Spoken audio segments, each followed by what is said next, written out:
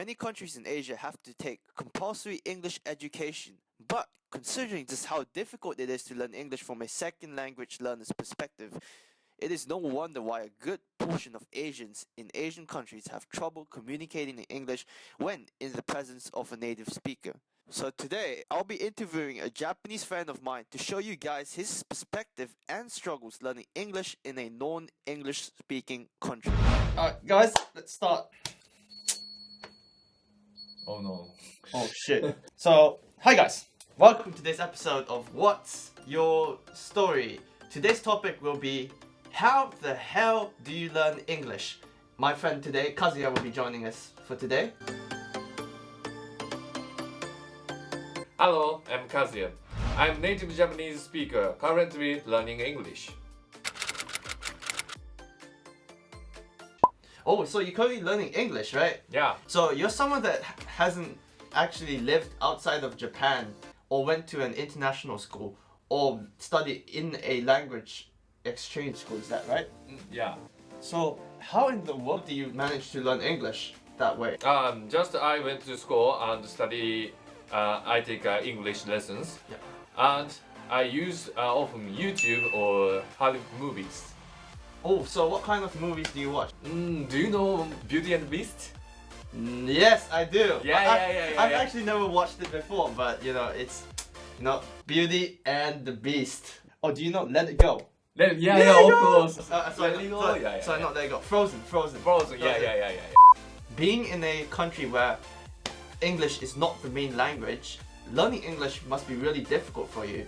So how do you actually deal with the lack of resources? For example, access to native speakers or like maybe books? Actually, I recommend you the same way like me to use internet and search YouTube. There are so many good content to study English or other language, I think. For example, I like J-pop also. Yes. So I searched YouTube and there's so many English versions J-pops. So maybe other countries people sing J-pop also. So I can compare. Such a kind of way very useful, I think. Or I think the SNS is very useful too. Or social media. Social media, yeah. If you don't have native friends or something, but you can connect by SNS from all over the world. Right. So you can make like new friends through the what you call it? Facebook and all those bullshit, right? Yeah.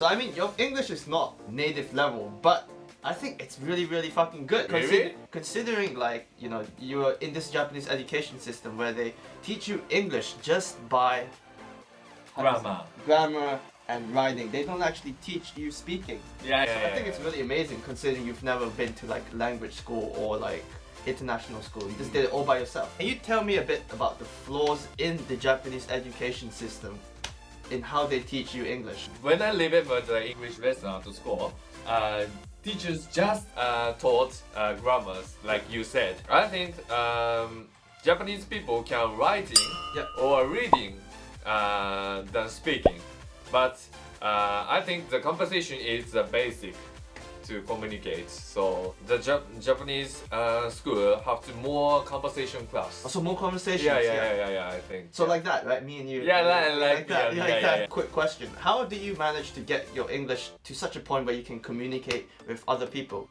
So make a friends. Making friends. Even Japanese friend also. I think the Japanese friends who are interested in English or study other language. It's very good practice, I think. There are so many groups university or outside of the university, English conversation, self-study class, you know. Yeah. When you're learning a new language, you kind of at one point hit this plateau, right? Yeah. So can you tell me a bit more about this and maybe how you overcame the plateau? When I learn English, sometimes I hit up on the wall. Yeah, such a time. How I try hard, the level stay same level. But if you keep on trying, you can come up from plateau. I think. What are some of the things you actually try to actually push through the plateau? Do you like study more, or do you take a break, or? Break, yeah, Blake, not so good, I think. Oh. What is your pace? Is it like really super fast? No. Every day I learn new words.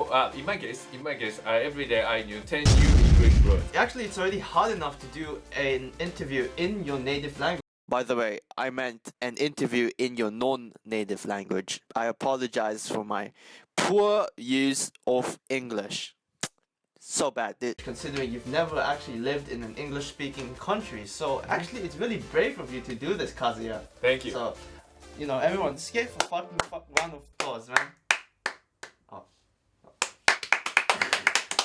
Is there any advice you'd like to give to maybe the like second language learners out there that are maybe they're learning their second language, but they're maybe too afraid to use their language and speak to other people because they're scared of failing? I have two advice. Yeah. One advice. Rome wasn't founded by only one day. Dude, I'm gonna stick that on the screen. Rome wasn't founded only in one day. You have to see your study for the long run, so never give up and keep your interest to your studying language. My interest is really important. Yeah. Without interest, like, what are you doing, man? When I tired to study English, I watch English movie or novels or something. So keep interest to your study. Motivation is most important. Yes, motivation. Really fucking important. No motivation, you can't, boom. Thank you for watching this episode of What's Your Story? And thanks for Kazuya for helping me with this interview. If you like this video, don't forget to hit a thumbs up button. If you like this video, don't forget to hit the thumbs up button, comment down below, and subscribe for more. And I will talk to you guys soon. So, bye bye. Bye bye.